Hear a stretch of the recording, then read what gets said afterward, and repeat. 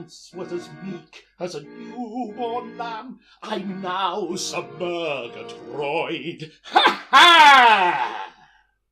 With greater precision, without the elision, Sir Reuben Murgatroyd. Ha ha! And I, who was once his Fanny de Sham, a steward I'm now employed. Ha ha! The Dickens may take him, I'll never forsake him, a steward I'm now employed. Ha ha! How dreadful when an innocent heart becomes perforce a bad young bard, and still more hard on old Adam, his former faithful Fanny de Sham, his former faithful Fanny de Sham, his Fanny de Sham, his Fanny de Sham, his Fanny de Sham. My face is the index to my mind, all venom and spleen and gall. Or properly speaking, it soon will be reeking with venom and spleen and gall. My name from Adam Goodhart you'll find I've changed to Gideon Crawl. For a bad bard steward, whose heart is much too hard, is always Gideon Crawl.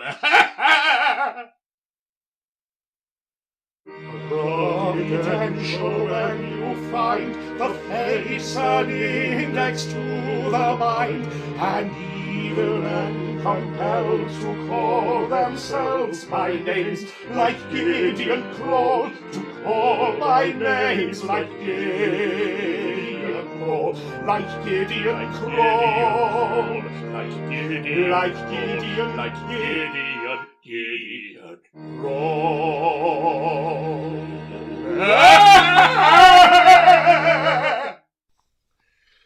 This is a painful state of things, old Adam. I mean, Gideon Crawl. Painful indeed. Ah, my poor master, when I swore that come what would, I would serve you in all things forever, I little thought to what a pass it would bring me. The confidential adviser to the greatest villain unhung. It's a dreadful position for a good old man. Very likely. But don't be gratuitously offensive, Gideon Crawl.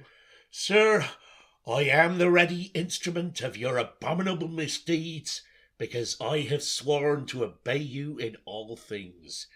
But I have not sworn to allow deliberate and systematic villainy to pass unreproved. If you insist upon it, I will swear that too, but I have not sworn it yet. Come, Gideon, I haven't done anything very bad so far. No. Owing to a series of evasions, which, as a blameless character, I must denounce as contemptible, you have so far nothing serious on your conscience. But that can't last. The sooner you yield to your destiny, the better.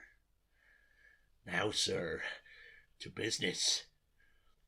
What crime do you propose to commit today? How should I know? As my confidential adviser, it's your duty to suggest something. Sir, I loathe the life you're leading, but a good old man's oath is paramount, and I obey. Richard Dauntless is here with pretty Rose Maybad to ask your consent to their marriage. Poison their beer. No, not that. I know I'm a bad Bart, but I'm not as bad a Bart as all that. Well, there you are, you see. It's no use my making suggestions if you don't adopt them.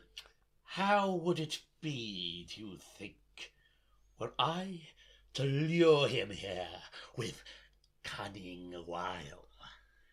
bind him with good stout rope to yonder post, and then, by making hideous faces at him, curdle the heart-blood in his arteries, and freeze the very marrow in his bones.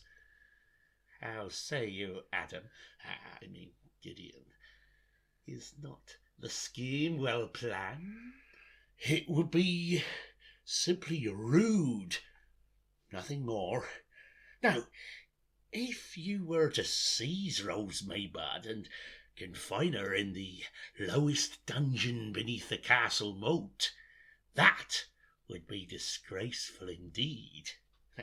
But soft, they come.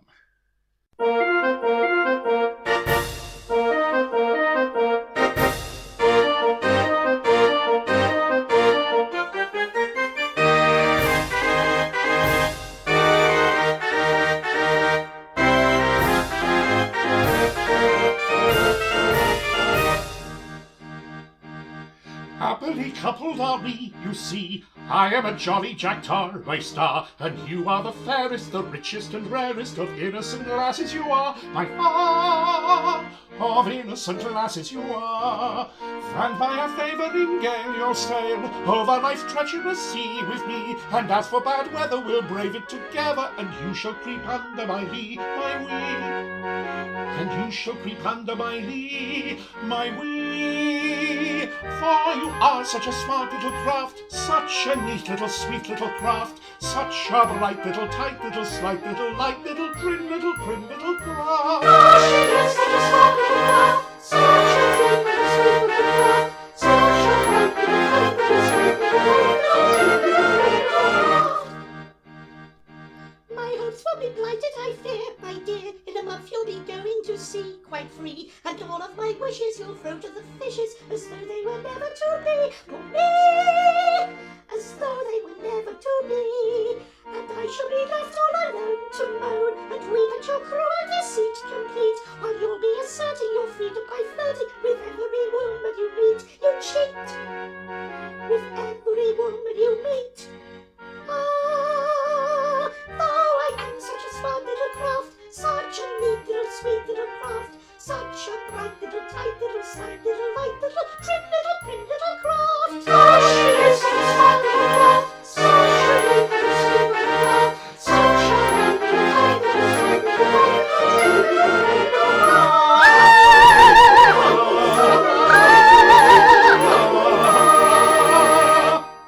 slight little light little trim little craft. So, pretty one, in my power at last, eh? Know ye not that I have those within my call who, at my lightest bidding, would immure ye in an uncomfortable dungeon? What ho within there? Hold! We are prepared for this. Here is a flag that none dare defy. And while this glorious rag floats over Rose Maybud's head, the man does not live who would dare to lay unlicensed hands upon her, foiled and by a Union Jack. But a time will come, and then we... Nay, let me plead with him. Sir Riven, have pity. In my book of etiquette, the case of a maiden about to be wedded to one who unexpectedly turns out to be a baronet with a curse on him is not considered. Time was when you loved me madly. Prove that this was no selfish love by according your consent to my marriage with one who, if he be not you yourself, is the next best thing. Your dearest friend. Days I had thy love, thou hadst my heart, but fate called human those above, our lives did part. By the old love thou hadst for me, by the fondling heart that beat for thee, by choice that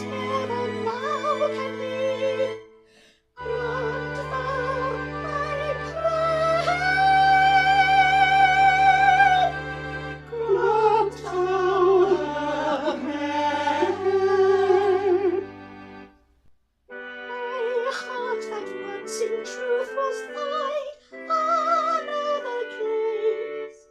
Ah, who can lost through love assign or rule its flames?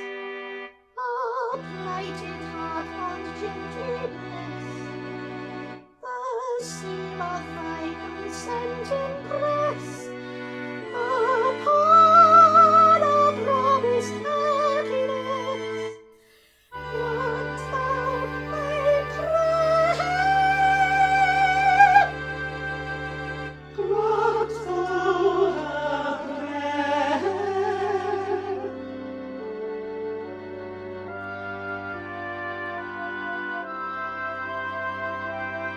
Take her.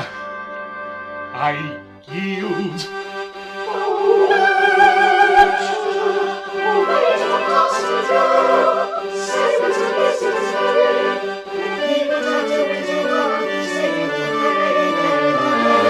Oh, she is such a smart little craft. Such a neat little sweet little craft. Such a bright little, Tight little, slight little, light little, prim little craft. Oh, she is such a smart little craft. Such a neat little sweet little craft. Such a bright little, sweet little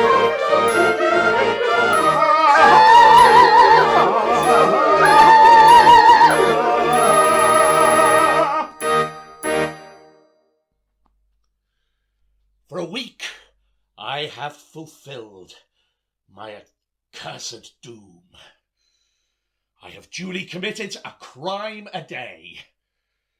Not a great crime, I trust, but still, in the eyes of one as strictly regulated as I used to be, a crime.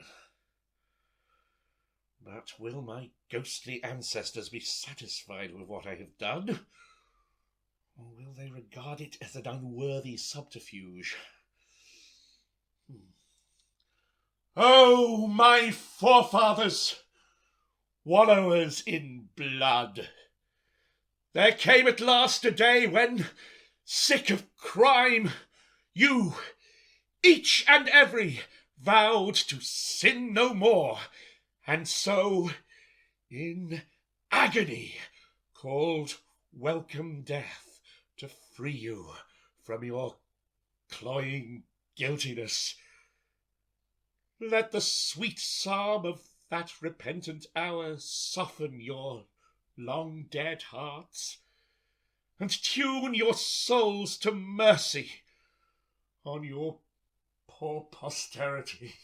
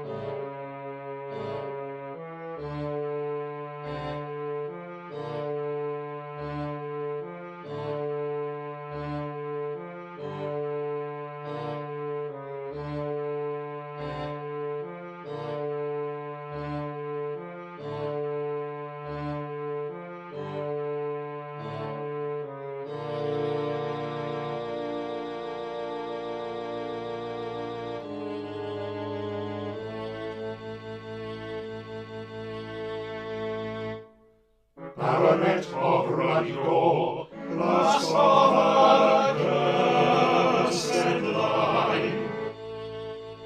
Down upon the oaken floor, down upon those knees of thine. Coward, poltroon, shaker, screamer, blockhead, sluggard, dullard, dreamer, shirker, shuffler, crawler, creeper, sniffler, snuffler, wailer, weeper, earthworm, maggot, tadpole, weevil, set upon thy course of evil, lest the King of Spectre-land set on thee his grisly hand.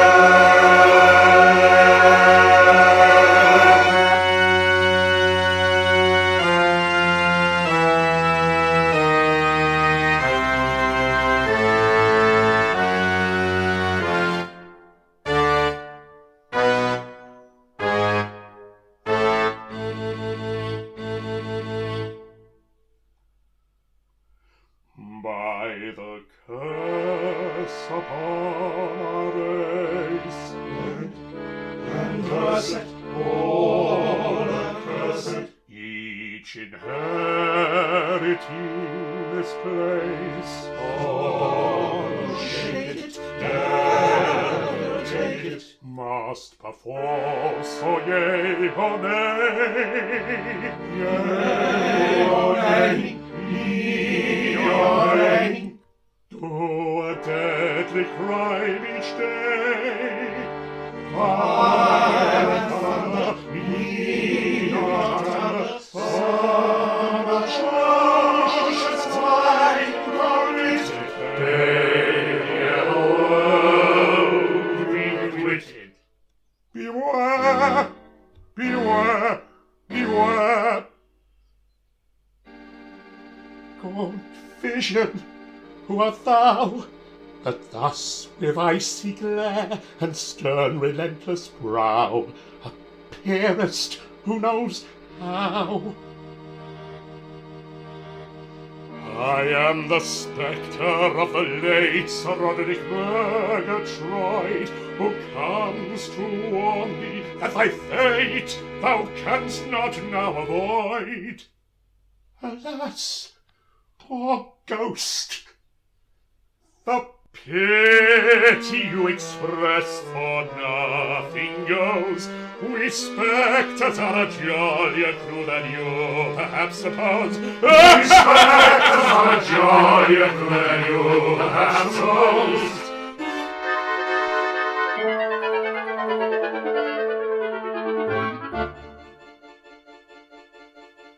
When the night wind howls in the chimney cowls, and the bat in the moonlight flies, and inky clouds like funeral shrouds sail over the midnight skies, when the footpads quail and the night birds wail and black dogs bay at the moon, then is the spectre's holiday, then is a ghost high noon. Oh, then is a ghost high noon. High noon. Then is a ghost high noon.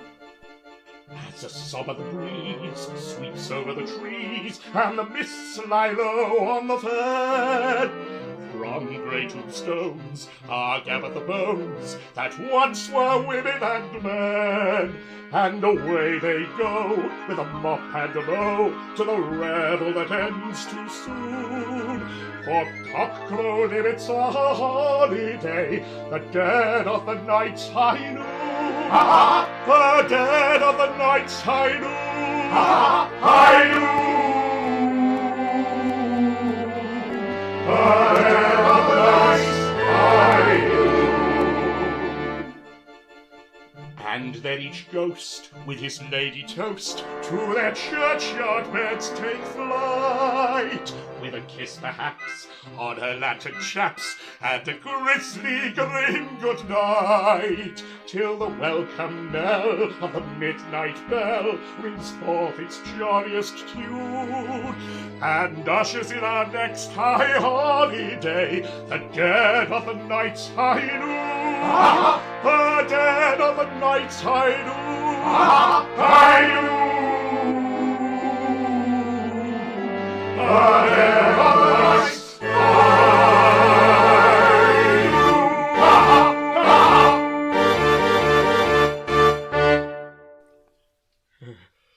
I recognize you now. You are the picture that hangs at the end of the gallery. In a bad light. I am. Are you considered a good likeness? Pretty well. Flattering. Because as a work of art, you are poor. That's true. No doubt. Wants tone, not mellow enough. I am crude in colour, but I have only been painted 10 years. In a couple of centuries I shall be an old master, and then you will be sorry you spoke lightly of me. How came you to be a Lord Mayor? I couldn't help it. It was part of my hideous doom.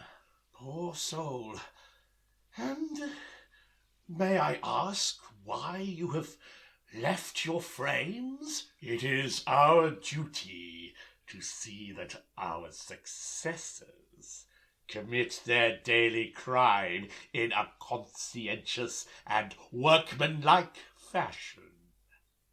It is our duty to remind you that you are evading the conditions under which you are permitted to exist. Really, I don't know what you'd have. I've only been a bad baronet a week, and I've committed a crime punctually every day. Let us inquire into this. Monday was a bank holiday. True. Tuesday. On Tuesday, I made a false income tax return. That's nothing. Nothing at all. Everybody does that. It's expected of you. Wednesday. On Wednesday, I forged a will. Whose will? My own. My good sir, you can't forge your own will. Can't I, though? I like that. I did. Besides, if a man can't forge his own will, whose will can he forge? There's something in that. Yes, it seems reasonable. At first sight it does. Fallacy somewhere, I fancy. A man can do what he likes with his own. I suppose he can. Well then, he can forge his own will. Stupid. On Thursday, I shot a fox. That's better. Pass the fox, I think. Pass the fox. Yes, pass the fox. Friday. On Friday, I forged a cheque. Whose cheque? Gideon Crawl's. But Gideon Crawl hasn't a banker. I didn't say I forged his banker. I said I forged his cheque. That's true. Yes, it seems reasonable. At first sight it does. Fallacy somewhere, I fancy. On Saturday, I disinherited my only son. But you haven't got a son. No, not yet. I disinherited him in advance to save time. You see, by this arrangement, he'll be born ready disinherited. I see. But I don't think you can do that. My good sir, if I can't disinherit my own unborn son, whose unborn son can I disinherit? That's right enough. Yes, it seems reasonable. At first sight, it does. Fallacy somewhere, I fancy.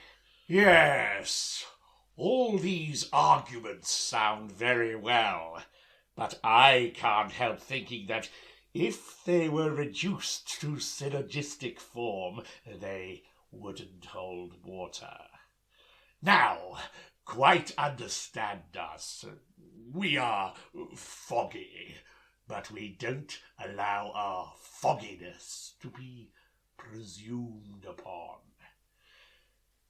Unless you undertake to, well, suppose we say, carry off a lady? Those who are in favour of his carrying off a lady say aye. Aye. Those of the contrary opinion say no. No. Oh, you're never satisfied. The ayes have it, the ayes have it. Yes, unless you undertake to carry off a lady at once, I don't care what lady, any lady, choose your lady, you perish in inconceivable agonies. Carry off a lady? Certainly not.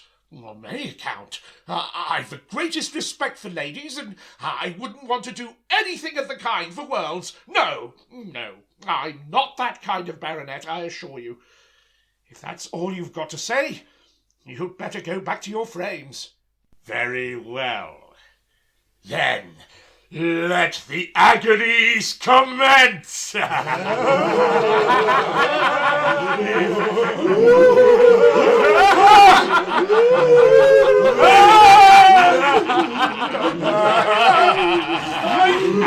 can't stand it!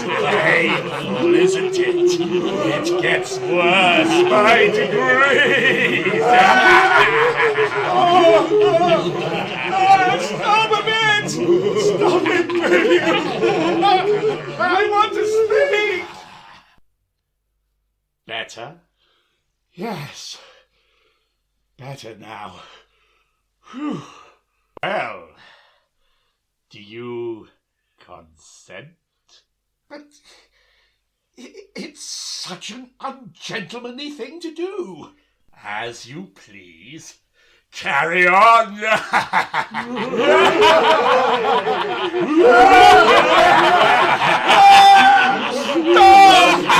can't stand it!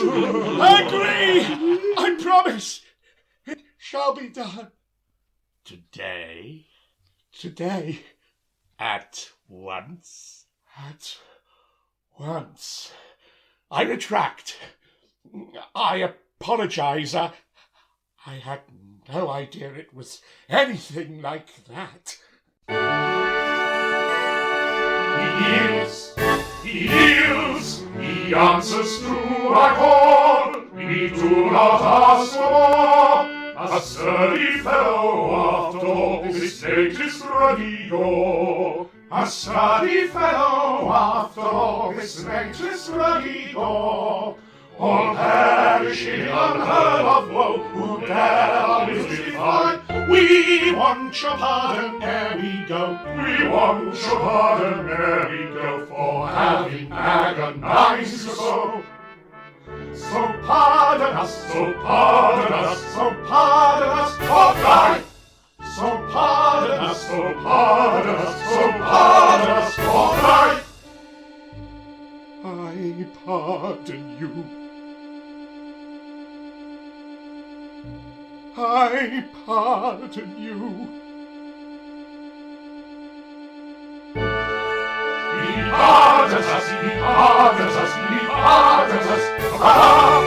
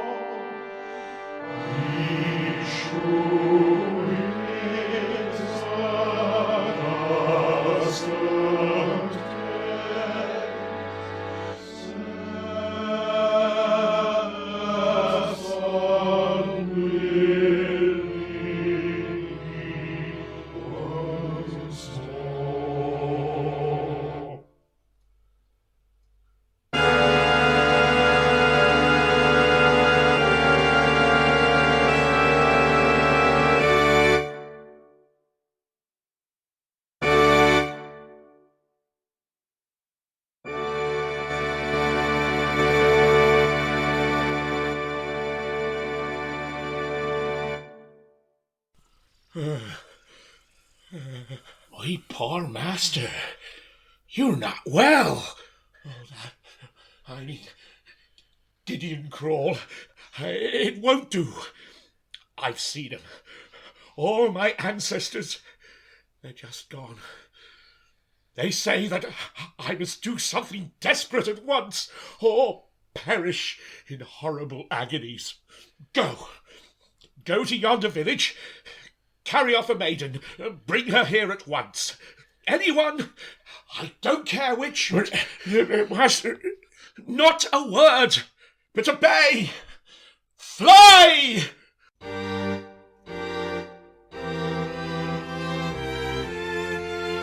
Away remorse, compunction hence, go moral force, go penitence. To virtue's plea a long farewell. Propriety, I ring thy bell. Come, guiltiness of deadliest hue. Come, desperate deeds of daring do.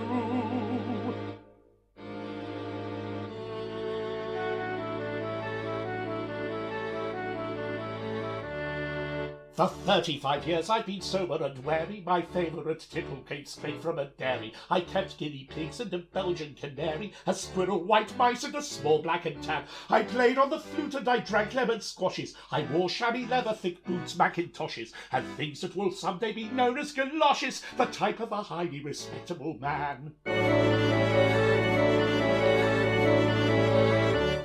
For the rest of my life I abandon propriety, visit the haunts of bohemian society, waxworks and other resorts of impiety, placed by the moralists under a ban. My ways must be those of a regular satyr, at carryings on I must be a first-rater, go night after night to a wicked theatre, it's hard on a highly respectable man.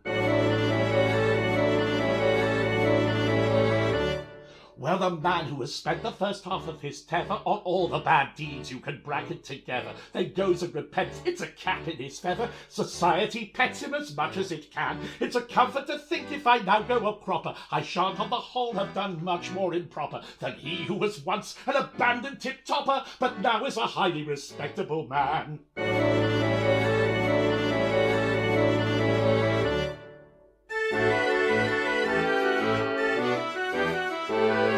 Henceforth all the crimes that I find in the Times I promise to perpetrate daily. Tomorrow I start with a petrified heart on a regular course of obeying. There's confidence drinking, back coin pocket picking, and several other disgraces. There's postage I'm printing and then thimble ringing, the three-card delusion at races. Oh, a baronet's rank is exceedingly nice, but the titles are commonly dear at the price. Ye well-to-do squires who live at the shires, whose petty distinctions are vital, who found Athenaeums and local museums, who fuse to a baronet's title. Ye butchers and bakers and candlestick makers who sneer at all things that are tradie, whose middle-class lives are embarrassed by wives who long to parade as milady. Oh, allow me to offer a word of advice, the titles are commonly dear at the price. Ye supple MPs who go down on your knees, your precious identity sinking, and vote black or white as your leaders indict, which saves you the trouble of thinking. For your country's good fame, her repute, or her shame, you don't care the snuff of a candle, but you're paid for your game when you're told that your name will be graced by a baronet's handle. Oh, allow me to give you a word of advice, the titles are commonly dear at the price.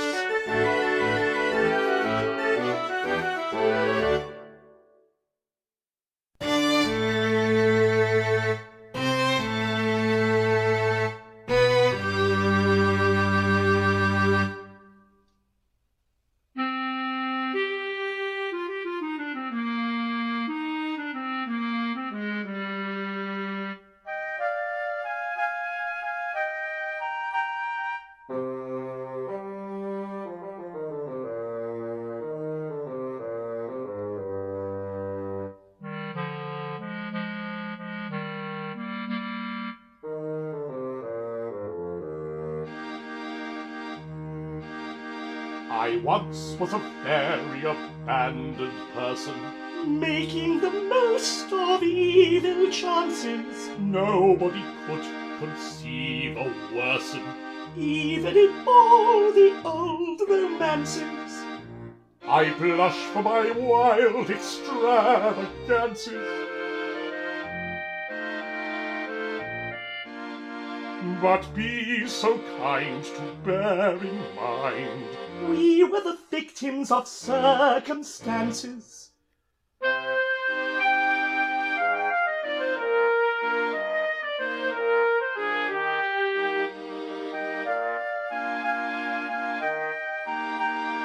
That is one of our blameless dances.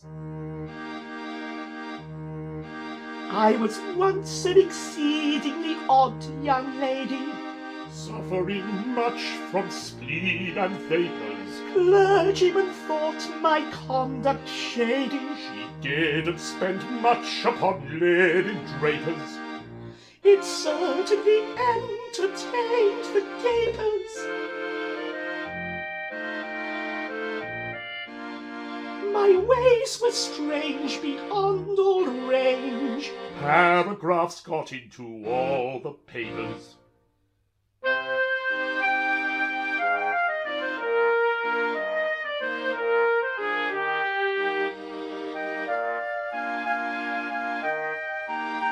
We only cut respectable capers. I've given up all my wild proceedings. My taste for a wandering life is waning. Now I'm a dab at penny readings. They are not remarkably entertaining. A moderate livelihood we're gaining. In fact, we rule a national school. The duties are dull, but I'm not complaining.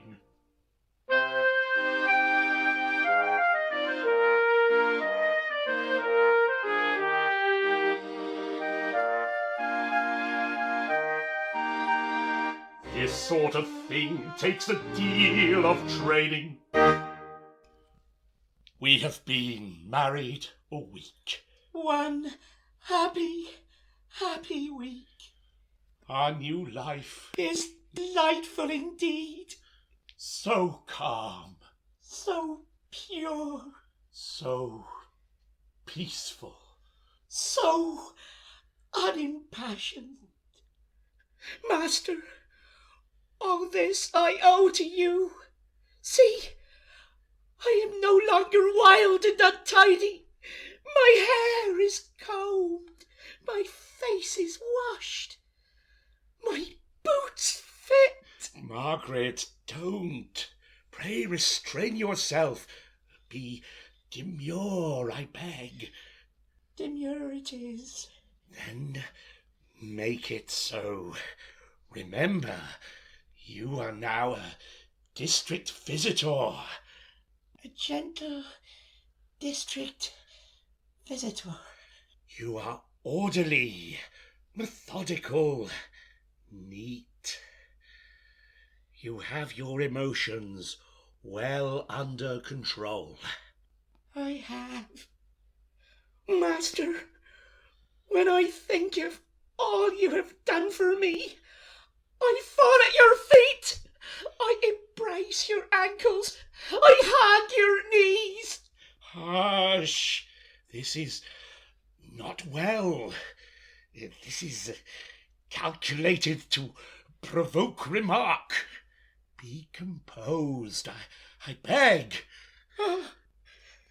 You are angry with poor little Margaret? No, not angry, but a district visitor should learn to eschew melodrama. Visit the poor by all means and give them tea and barley water, but don't do it as if you were administering a bowl of deadly nightshade. It upsets them. Then, when you nurse sick people and find them not as well as could be expected, why go into hysterics? Why not? Because it's too jumpy for a sick room. And again, as I've frequently told you, it is quite possible to take too much medicine. What? When you're ill? Certainly. These are valuable remedies, but they should be administered with discretion. How strange. Oh, Master, how should I express the all-absorbing gratitude that I've... Now? Yes, I know, dear. It shan't occur again. Should I tell you one of poor Mad Margaret's odd thoughts?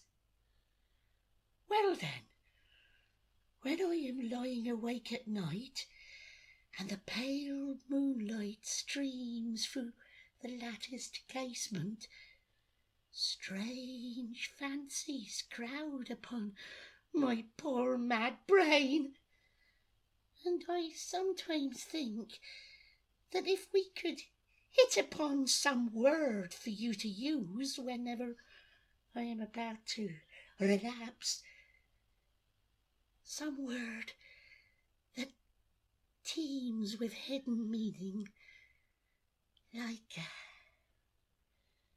Basingstoke, it might recall me to my saner self, for after all, I'm only Mad Margaret, Daft Meg, poor Peg!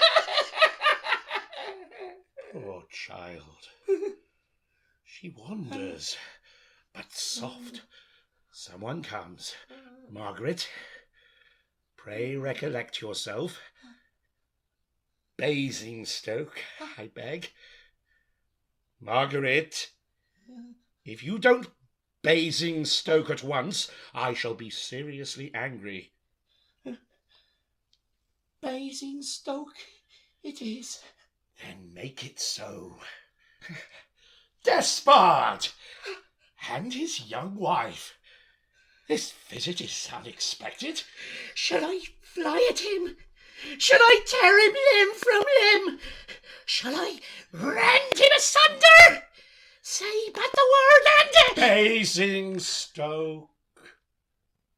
Basingstoke it is. Then make it so. My brother, I call you brother still, despite your horrible profligacy, we have come to urge you to abandon the evil courses to which you have committed yourself, and at any cost to become a pure and blameless ratepayer. That's all very well, but you seem to forget that on the day I reform, I perish in excruciating torment. Oh, better that than pursue a course of lifelong villainy. Oh, seek refuge in death, I implore you. Why not die? Others have died and no one has cared. You will not be mourned. True. You could die so well. You didn't seem to be of this opinion when you were a bad baronet. No, because I had no good brother at my elbow to check me when about to go wrong. A home thrust indeed. But I've done no wrong yet. No wrong? He has done no wrong? Did you hear that? Basingstoke. Basingstoke it is. My brother. I still call you brother, you observe. You forget that you have been, in the eye of the law, a bad baronet of RUDDYGORE for 10 years, and you are therefore responsible, in the eyes of the law, for all the misdeeds committed by the unhappy gentleman who occupied your place. Meaning you. Meaning me. I see. Bless my heart. I never thought of that. Was I very bad? Awful, wasn't he? Desperate. Oh, you were a flirt. And I've been going on like this for how long? 10 years. Think of all the atrocities you have committed, by attorney as it were, during that period. Remember how you trifled with this poor child's affections, how you raised her hopes on high. Don't cry, my love. A Basingstoke, you know. Only to trample them in the dust when at the very zenith of their fullness. Oh, fie, sir, fie! She trusted you! Meaning you? Nothing of the kind, sir. I was simply your representative. Well, meaning us, then. What a scoundrel we must have been. There. Don't cry, my dear. It's all right now. Birmingham, you know. Birmingham. It's Basingstoke. Basingstoke. Of course it is.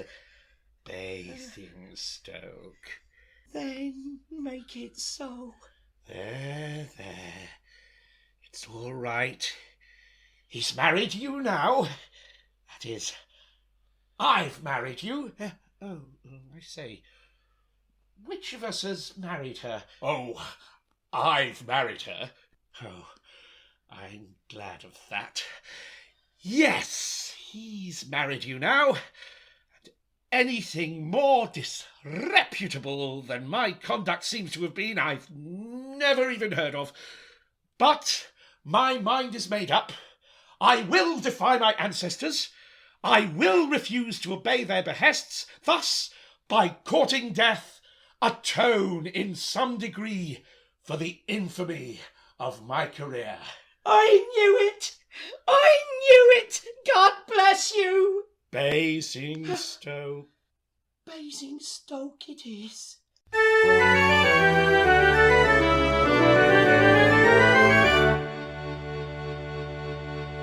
I so fully open to my awful situation. I shall go at once to Roderick and make him an ovation. I shall tell him I've recovered my forgotten moral senses, and I don't get up and say beneath for any consequences. Now I do not want to perish by the sword or by the dagger, but to martyr me indulge in an unpardonable swagger. The word or two of compliment my vanity would flatter, but I've got to die tomorrow, so it really doesn't matter. So it really doesn't matter. So it really doesn't matter. So it really doesn't matter. So it really doesn't matter. So it really doesn't matter. So it really doesn't matter. So it really doesn't matter.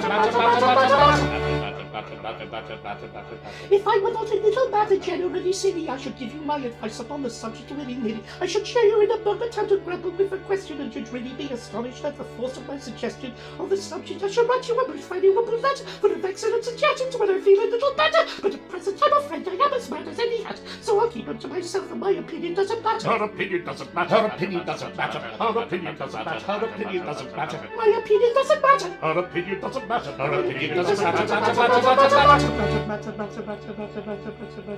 If I had been so lucky as to have a steady brother who could talk to me as we are talking now to one another, who could give me good advice when he discovered I was erring, which is just a very favour which on you I am conferring, my existence would have made a rather interesting idyll, and I might have lived and died a very decent whittle. This particularly rapid, unintelligible patter isn't generally heard, and if it is, it doesn't matter. If it is, it doesn't matter. If it is, it doesn't matter. If it is, it doesn't matter. This particularly rapid, unintelligible patter isn't generally heard, and if it is, it doesn't matter. This particularly rapid, unintelligible patter isn't generally heard, and if it is, it doesn't matter.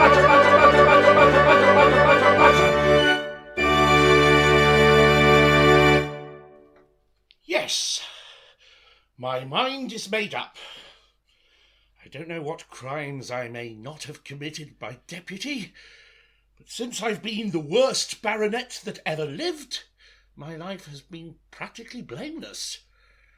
Today, I will commit no crime, and consequently, Tonight I perish.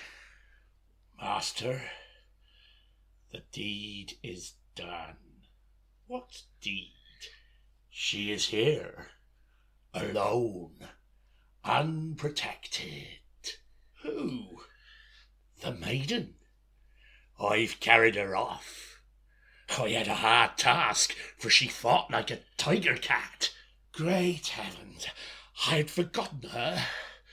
I had hoped to have died unspotted by crime, but I am foiled again, and by a stripling. Nay, I am no stripling. Produce her, and leave us.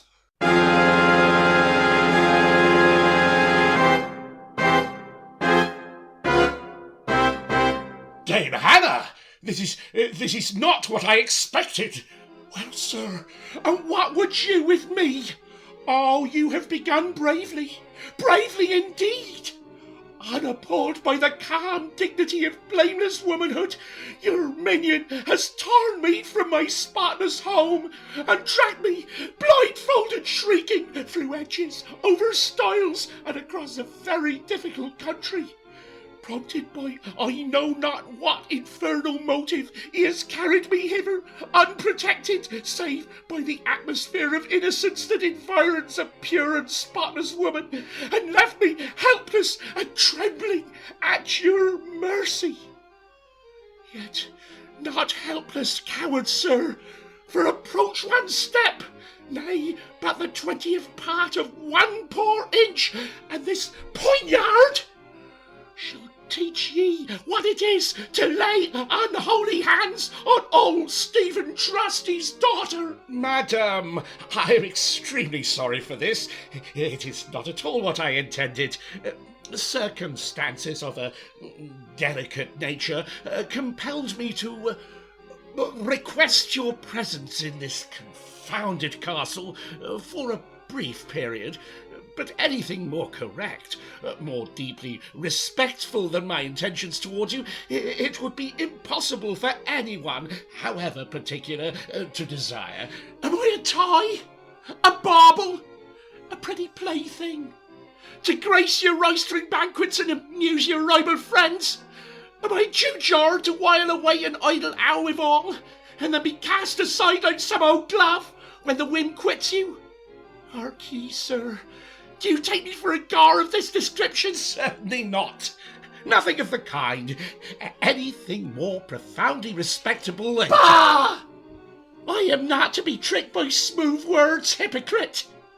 But be warned in time, for there are without 100 gallant hearts whose trusty blades would hack him limb from limb, who dared to lay unholy hands on old Stephen Trusty's daughter. And this is what it is to embark upon a career of unlicensed pleasure. Hark ye, miscreant! You have secured me. I am your poor prisoner. But if you think I cannot take care of myself, you are very much mistaken. Now then, it's 1 to 1, and let the best man win.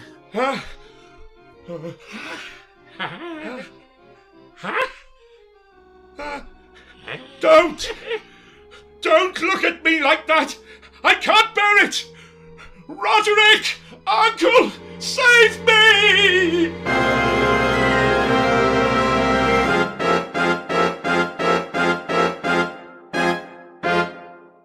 What is the matter?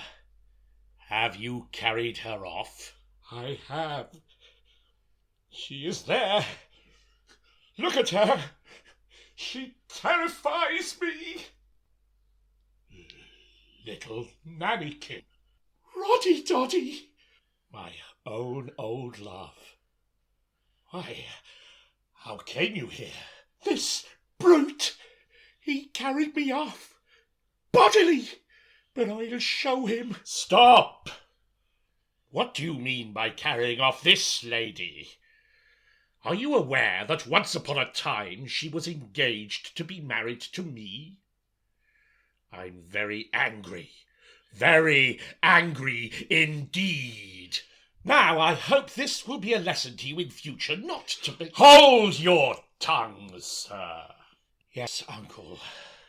Has he treated you with proper respect since you've been here, Mannikin? Pretty well, Ruddy. Come quite up, dear. No, I don't think I shall. No, I don't think you should. Hold your tongue. Yes, Uncle. I'm very much annoyed.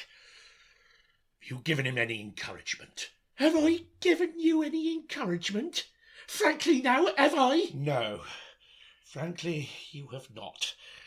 Anything more scrupulously correct than your conduct, it would be impossible to desire. There now, come up, dear. Very well, but you don't deserve it, you know. Before we go any further, I am anxious to assure you, on my honour as a gentleman, and with all the emphasis at my command, that anything more profoundly respectful than— You go away. Yes, Uncle.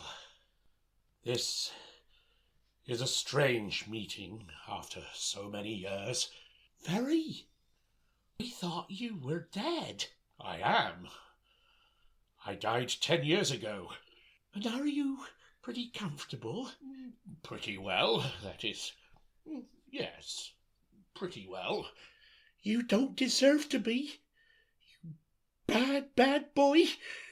For you behave very shabbily to poor old Stephen Trusty's daughter. For I loved you all the while, and it made me dreadfully unhappy to think of all your goings-on. You bad boy.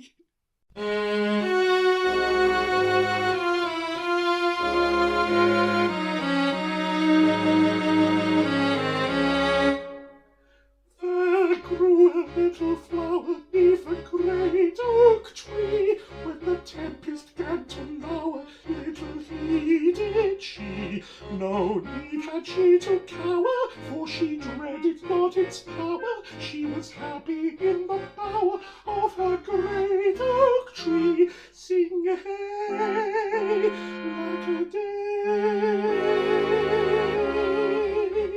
Sing hey like a day, let the tears fall free, for the pretty little flower and the great oak tree. Sing hey like a day. Sing hey like a day. Sing hey like a day, let the tears fall free, for the pretty little flower and the great oak tree. When she found that he was fickle, was that great oak tree, she was in a pretty pickle, as she well might be. But his gallantries were mickle, for death followed with his sickle, and her tears began to trickle for her great oak tree. Sing hey like a day.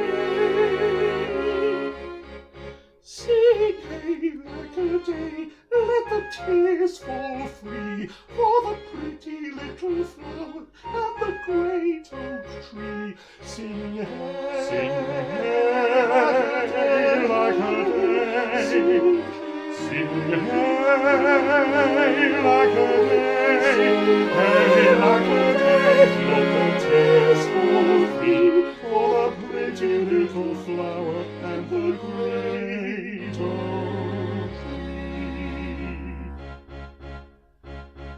Said she, he loved me never, did that great oak tree, but I'm neither rich nor clever, and so why should he? But though fate our fortune sever, to be constant I'll endeavour, I forever and forever to my great oak tree. Sing hey like a day. Sing hey like a day, let the tears fall free, for the pretty little flower and the great oak tree. Sing hey like a day. Sing hey like a day. Hey like a day, let the and the great oak tree. Sing hey, like a day, hey, like a day, like a day, like a day.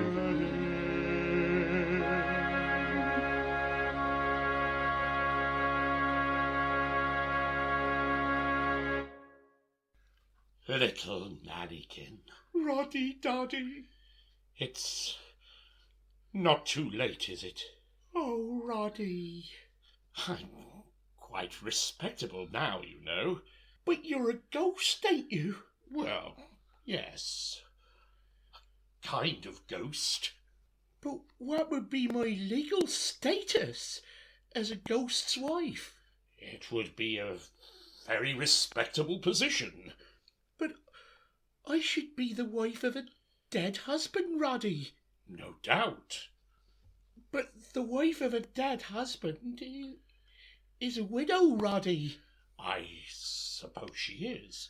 A widow is at liberty to marry again, Ruddy. Dear me, yes. That's awkward. I never thought of that. No, Ruddy, I thought you hadn't. When you've been a ghost for a considerable time, it's astounding how foggy you become.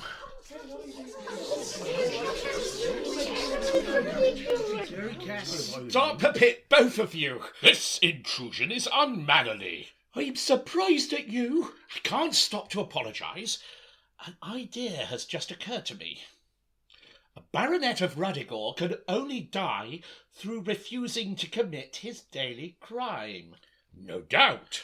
Therefore, to refuse to commit a daily crime is tantamount to suicide.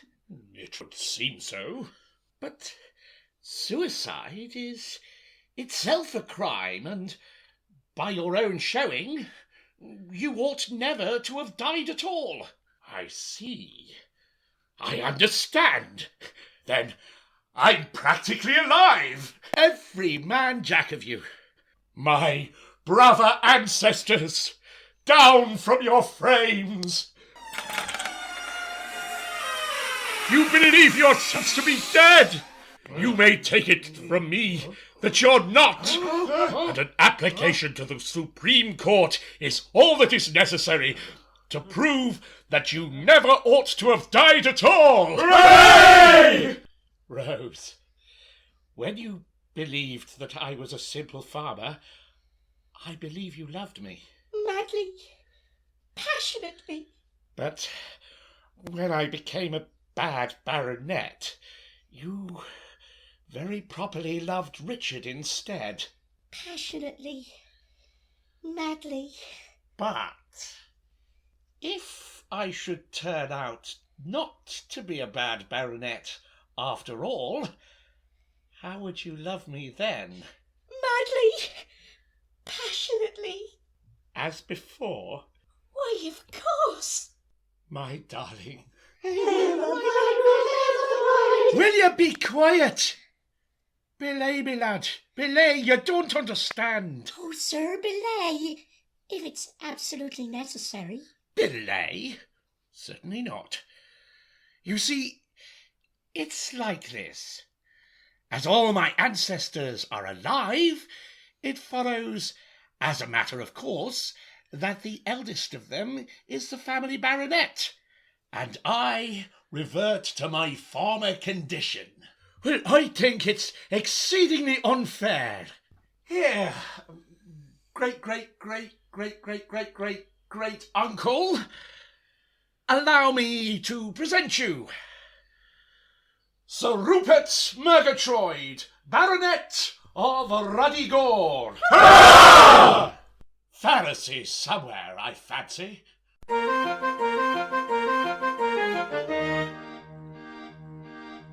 When a man has been a naughty baronet and expresses deep repentance and regret, you should have him if you're able, like the Pharisee in the fable. That's a teaching of my book of etiquette.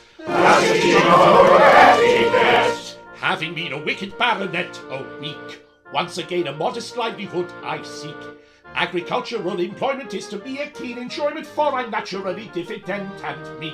For I'm naturally diffident and meek.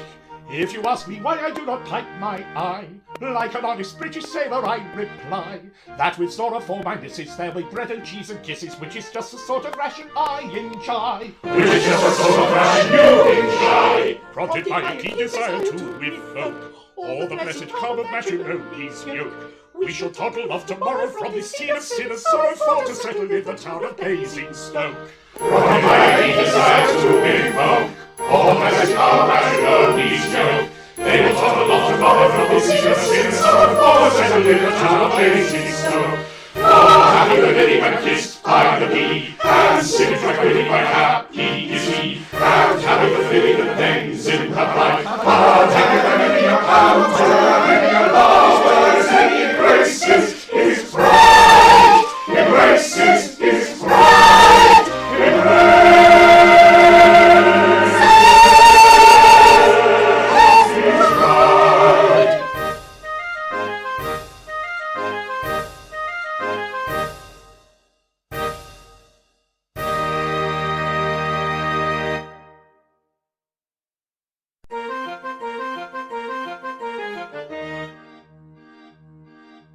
When a man has been a naughty baronet, and expresses deep repentance and regret, you should have him if you're able, like the Lassie in the fable. That's a teaching of my book of etiquette. That's the teaching of etiquette. Having been a wicked baronet, oh weak, once again a modest livelihood I seek. Agricultural employment is to be a keen enjoyment, for I'm naturally diffident and meek. For I'm naturally diffident and meek.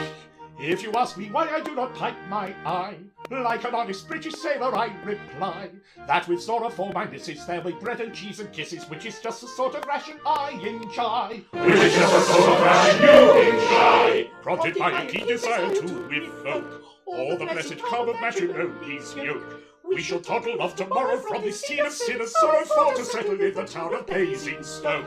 Prompted by a keen desire to evoke all the blessed calm of matrimony's yoke, they will toddle off tomorrow from the scene of sin and sorrow for to settle in the town of Basingstoke. For to settle in the town of Basingstoke, they will toddle off tomorrow from the scene of sin and sorrow for to settle in the town.